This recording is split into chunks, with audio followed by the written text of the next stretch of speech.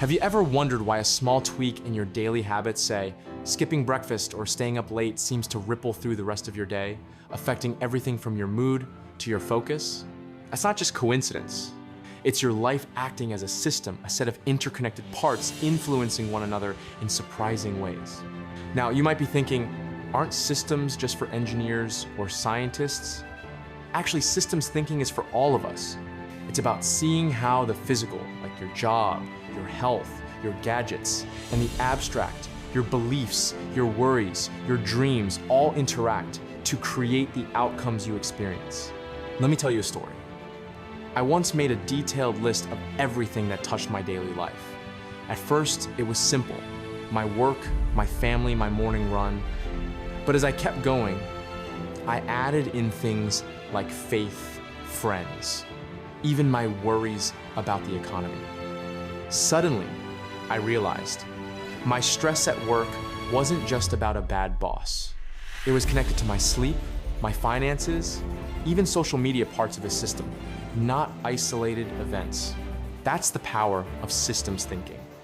Instead of chasing quick fixes, it invites us to draw a systems diagram, a map of the elements and the feedback loops between them. Feedback loop might sound technical, but think of it as a conversation.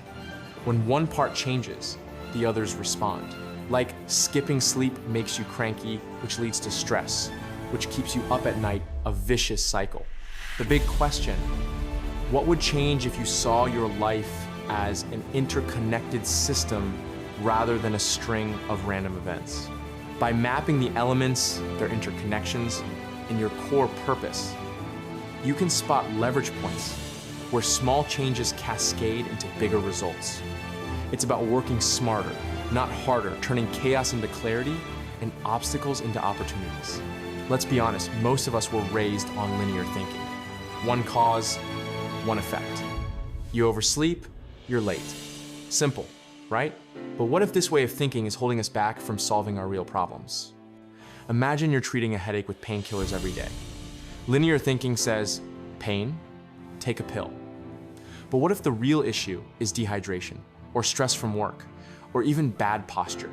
That's where systems thinking comes in. It forces us to ask, is this the root cause, or just a symptom? I'll play devil's advocate. Isn't it overkill to map everything out? Think about this. Studies in organizational psychology use causal loop diagrams, basically visual maps of how causes and effects reinforce each other. When teams did this, they uncovered that missed deadlines weren't just about lazy workers. They were about feedback loops like unclear leadership, leading to confusion, which slowed communication, which led to even more delays. Linear thinking is like using a hammer for every problem.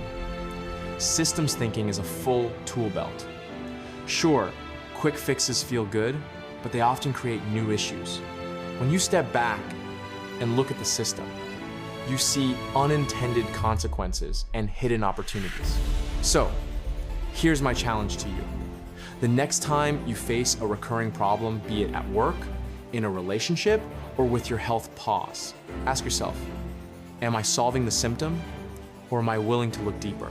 That's how you shift from a limited view to a systems mindset that actually solves, not just soothes.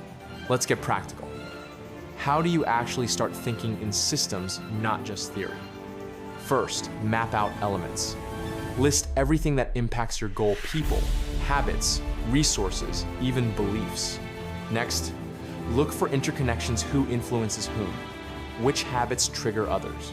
Here's a common mistake: focusing only on what you can see. In systems thinking, stocks and flows are key technical terms. Think of stock as your bank account balance and flow as the money coming in and going out.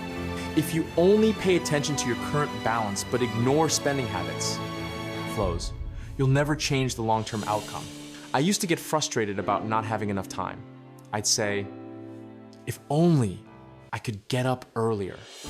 But waking up early didn't help if I was still going to bed late. When I drew my own time system, I saw feedback loops. Late night screen time led to less sleep, which led to less motivation, which made me crave more Netflix the next night, a reinforcing cycle. Now, you might wonder, isn't this overwhelming? At first, yes, but start small. Pick one area like your morning routine or a recurring workplace challenge. Diagram the elements, draw arrows for how they affect each other, and look for loops where behavior feeds back into itself. The breakthrough comes when you spot leverage points. A small change in one area can trigger positive ripples throughout the system. Maybe turning off your phone 30 minutes earlier breaks the loop and upgrades your whole day. That's systems thinking in action. Smart, sustainable, and transformational. Let's talk about what happens when systems go wrong. Ever felt stuck? Like no matter what you do, things don't improve or even get worse? Welcome to the world of system traps like policy resistance and drift to low performance. These technical terms sound daunting, but here's a layman's analogy. It's like running on a treadmill that never stops. It might even speed up when you try harder. For example, companies often introduce new policies to boost productivity. But if the real issue is a misaligned purpose, say, focusing on profit over people, the system pushes back. Employees resist, morale drops, and productivity falls further. That's policy resistance in action. Now, you might ask, how do you break free? The first step is recognizing negative feedback loops. In relationships, constant arguments lead to lower expectations, which triggers more arguments adrift to low performance. I've been there myself, and the only thing that helped was resetting my expectations and actively looking for small wins to reverse the cycle. Here's the actionable bit. Identify where your system is stuck. Is your career stagnating because every new effort gets blocked by old routines? Are your wellness goals sabotaged by a loop of stress leading to bad choices, leading to more stress? Resolution comes from changing the underlying structure or purpose. Sometimes it means uniting everyone under a shared goal, like a family, deciding together what matters most, or setting new standards based on your best moments, not your worst. This is how you turn negative spirals into virtuous cycles, one feedback loop at a time. So, how do you use all this to level up your life? Strategic planning isn't just for corporations. When you apply systems thinking, you're designing your own blueprint for growth. Let's break this down.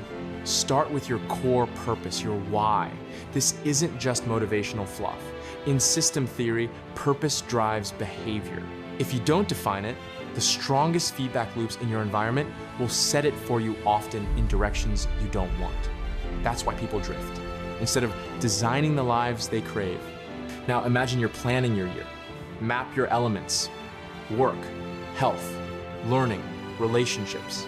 Analyze the interconnections. Maybe stress at work spills into home life, or your social circle shapes your health habits. Seek out the leverage points. Where can one shift multiply positive change? Here's a tip. Use the idea of dynamic equilibrium, a system's tendency to stabilize to your advantage.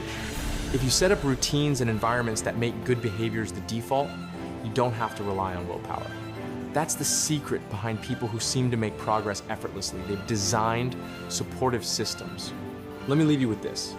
Success, resilience, and happiness come not from working harder, but from working smarter, by understanding and redesigning the systems you're part of. Start today. Pick an area of your life, map the system, and ask, what's one lever I can move to create lasting change? That's the art and science of thinking in systems.